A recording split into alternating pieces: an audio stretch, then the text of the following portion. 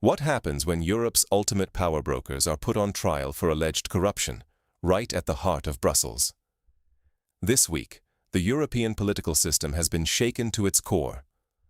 All eyes are on the EU court, as President of the European Commission, Ursula von der Leyen, faces explosive allegations that threaten to upend the very foundation of trust in EU institutions. The courtroom drama has captivated not just Brussels, but governments, journalists, and citizens from every European capital, because what's at stake isn't just von der Leyen's reputation, but the credibility of the entire European project. At the center of this scandal are accusations of mismanagement and misuse of billions in public funds, spanning 3 critical episodes. First, there's the Life Environmental Initiative, one of the EU's flagship programs for protecting rivers, forests, and climate infrastructure. Now, suspicions swirl that funds earmarked for protecting nature may have been quietly diverted to media campaigns designed to shore up support for EU climate policy and push back against its critics. Some allege these efforts may have even targeted politicians, journalists, and researchers who dared question EU regulations. Then comes the COVID-19 vaccine saga. In 2021, as Europe scrambled for life-saving shots, the EU signed a massive deal with Pfizer and BioNTech worth billions of euros. But the way those negotiations were handled, including private messages and phone calls between von der Leyen and pharmaceutical executives, has set off alarms about transparency and oversight. When lawmakers later demanded access to these communications, they were told the records simply no longer existed. That missing paper trail is now a focal point in court. And finally, the shadow of consulting contracts from von der Leyen's days as Germany's defense minister looms large. Hundreds of millions of euros in public funds flowed to giant consulting firms, raising tough questions about conflicts of interest and proper procedure. If accountability fails here, it's not just an internal EU problem. The risk is nothing less than a collapse in public trust, with billions in taxpayer money, and the EU's future stability on the line. So, can Europe's most powerful institutions really police themselves, or is accountability at the highest level just an illusion? Let's unpack how this scandal unfolded, and why its implications stretch far beyond Brussels. Few court cases draw the eyes of every European capital. This one did. In a scene that felt more like a high-stakes political drama than a routine day in court, representatives from dozens of national governments, journalists from all corners of the continent, and concerned observers packed the courtroom. At the center of it all, a series of explosive allegations against Ursula von der Leyen, President of the European Commission, whose leadership now sits under a microscope. The hearing wasn't just about one mistake or a single bad decision. Instead, it delved into 3 separate but equally troubling episodes, each raising questions about transparency, accountability, and the very reliability of the EU's rigorous systems for managing public money. The first issue on the docket, the LIFE program. This is one of the EU's flagship environmental initiatives, channeling billions of euros each year to protect Europe's biodiversity, restore natural habitats, and fund climate action across member states. But the court heard evidence suggesting that some of these funds, meant strictly for ecological projects, were instead redirected. The money, it's alleged, went to media campaigns designed not just to promote EU climate policy, but also to counter critics and effectively shape public opinion. Was this a legitimate use of public money, or a breach of the program's core purpose? The second, and perhaps most headline-grabbing focus, was on COVID-19 vaccine procurement. Here, the court examined how the European Commission, under von der Leyen's direction, negotiated contracts worth tens of billions of euros, particularly with pharmaceutical giant Pfizer. Central to the controversy, reports that crucial negotiations may have taken place through private messages and phone calls, bypassing official channels and documentation. When European Parliament members later demanded access to these communications as part of their oversight role, they were told the records simply didn't exist. This episode alone raised urgent questions about transparency at the highest levels, especially in moments of crisis. The third front in this legal storm traced back to von der Leyen's tenure as Germany's defense minister.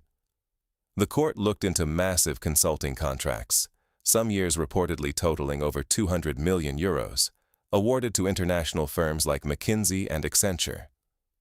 Auditors noted missing documentation and possible failures to follow open tender rules, which are essential safeguards against conflicts of interest and misuse of public funds. Together, these three cases aren't just technical debates. They cut to the heart of whether EU institutions can be trusted with billions in taxpayer money. The fallout is already shaking Brussels and beyond, with politicians, officials, and citizens alike wondering what this means for the credibility and stability of the entire system. But what exactly did each episode reveal about the inner workings of EU power? Behind closed doors, critical decisions were made, sometimes out of sight, sometimes out of bounds. Let's unravel what actually happened. The court focused on three main fronts: the Life Environmental Program, the COVID-19 vaccine procurement, and the consulting contracts from Ursula von der Leyen's tenure as Germany's defense minister.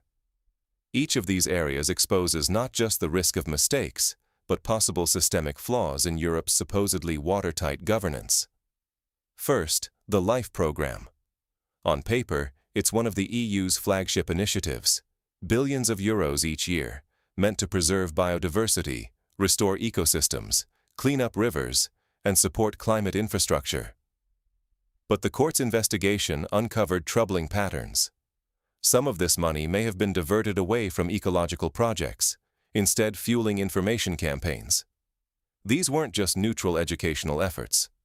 According to court documents, funds allegedly supported campaigns designed to counter or silence critics of the EU's climate policies, journalists, scientists, even political opponents. The implication is serious. Public money, intended for environmental protection, possibly repurposed to shape public opinion and stifle dissent. And these decisions, investigators say, trace all the way up to the leadership level, requiring approval from the very top of the European Commission. This isn't just about mismanagement. It's about whether the EU's own rules on political neutrality and transparency in spending were deliberately sidestepped. Now, the COVID-19 vaccine procurement. In early 2021, as Europe raced to secure vaccines, the Commission signed a colossal contract, tens of billions of euros, for nearly 2 billion doses from Pfizer and BioNTech. At face value, this was a historic move, promising to pull Europe out of crisis. But the court dug deeper into the process that led to the deal, and what it found was far less reassuring. Key negotiations, it turns out, may have taken place not through official channels, but via personal text messages and phone calls. One critical detail: direct communications between President von der Leyen and Pfizer's CEO, Albert Bourla, were central to the talks. When members of the European Parliament and journalists tried to obtain records of these exchanges, citing transparency rules, they hit a wall. The Commission responded that the relevant messages had not been preserved. This lack of documentation, at such a crucial juncture, struck at the heart of parliamentary oversight and public trust. The court highlighted this episode as a glaring example of how, even in moments of enormous consequence, basic procedures can be ignored, leaving accountability hanging by a thread. And then, the consulting contracts. Back when von der Leyen was Germany's defense minister, major firms like McKinsey and Accenture received consulting contracts worth over 200 million euros a year. The court scrutinized whether these deals followed procurement laws. Their findings? In some cases, contracts were allegedly awarded without mandatory public tenders, meaning firms were selected behind closed doors, bypassing competitive processes designed to protect taxpayers. Documentation was often incomplete or missing. This pattern raises uncomfortable questions about favoritism and the possible misuse of public funds, questions that have followed von der Leyen from Berlin to Brussels. Across all three fronts, a common thread emerges: decisions, sometimes urgent, sometimes secretive, taken at the highest levels, with minimal oversight and maximum risk. For a continent that prides itself on procedural rigor, the idea that billions might be spent, records lost, and critics sidelined, isn't just an embarrassment. It's a challenge to the very credibility of European governance. If these practices are proven, the consequences could be dire, not just for individuals, but for the legal standing and reputation of the entire European Commission. Billions in public funds, the legitimacy of democratic institutions, and the EU's ability to weather future crises all hang in the balance. And as soon as the court's findings hit the airwaves, the political aftershocks began rippling across Europe. The verdict didn't just shake Brussels, it set off alarms in every European capital.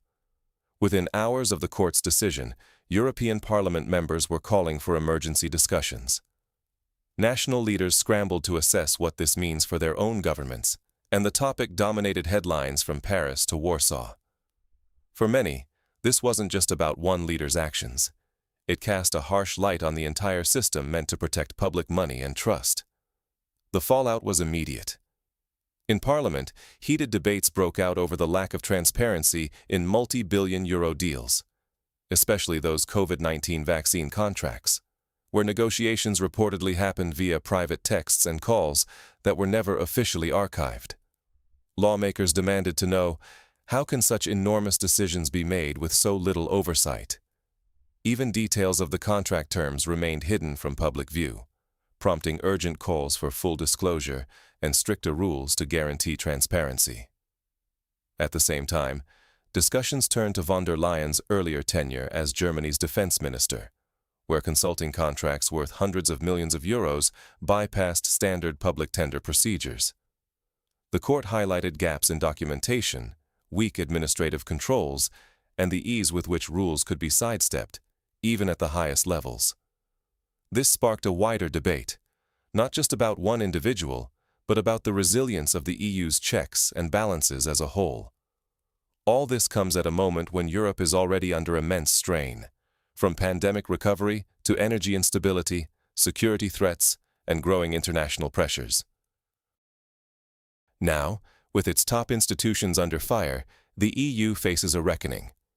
If its governance structures can be circumvented in critical moments, can they truly be trusted to safeguard democracy and public funds in times of crisis? The risk isn't only political. If trust erodes further and reforms fall flat, the EU's ability to respond to future emergencies, or even to hold together as a political project, could be seriously undermined. So what practical lessons and steps can be taken to ensure these failures aren't repeated? Accountability in the EU isn't just a headline, it's a necessity. In the wake of this scandal, analysts and lawmakers across Europe are demanding real, lasting change.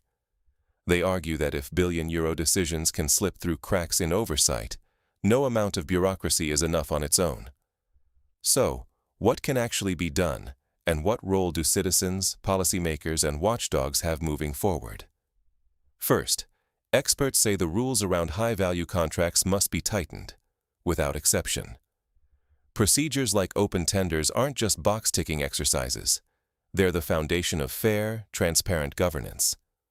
The recent court case has exposed how skipping or limiting these steps, as alleged in vaccine negotiations and consulting deals, leads straight to public mistrust. Stronger legal safeguards and mandatory documentation for all major contracts are now on the table, and citizens should demand nothing less. But process reforms alone aren't enough. Members of the European Parliament have already called for greater parliamentary control over the Commission's activities, especially when it comes to spending and contract awards. That means regular audits, more frequent reporting to Parliament, and, crucially, full transparency about who's making the deals and why. For the public, scrutiny remains a powerful tool. Investigative journalists and watchdog groups proved essential in bringing these issues to light. Their work, questioning contract procedures, tracking missing paperwork, and pressing officials for answers, is a vital counterweight to institutional inertia. For citizens, supporting independent media and demanding open records is one of the surest ways to keep pressure on those in power. Ultimately, without real change, the risk isn't just another headline scandal.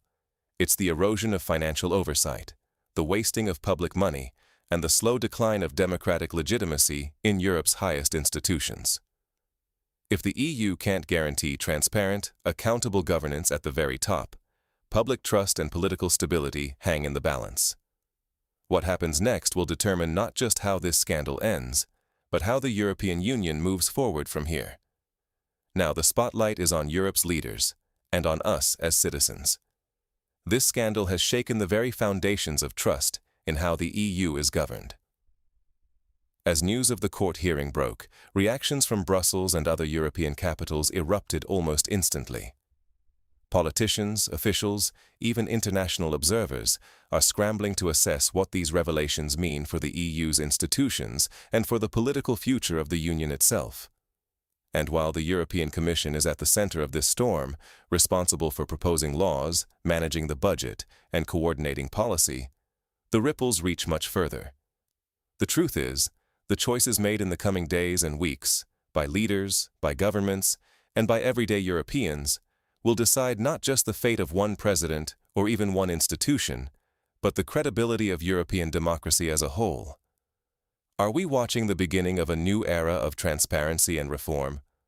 Or are we witnessing a slide into deeper mistrust and a loss of public oversight? For citizens, this moment is more than just political drama. Billions of euros are at stake.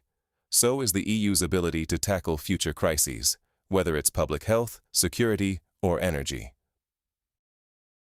If apathy wins, if we look away, we risk letting accountability slip even further from our grasp.